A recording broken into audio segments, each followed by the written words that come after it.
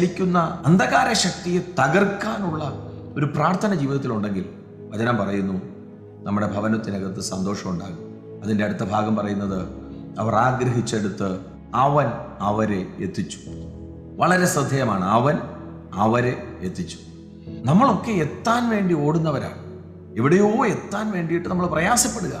പക്ഷെ ദൈവവചനം പറയുന്നു നമ്മളല്ല എത്തുന്നത്, ദൈവം നമ്മളെ എത്തിക്കുകയാണ്.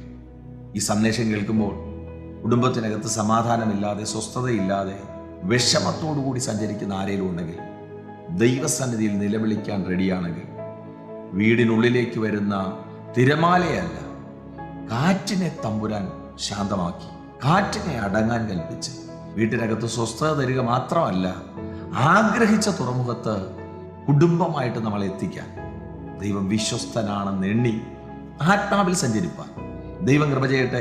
വിശ്വസിക്കുക.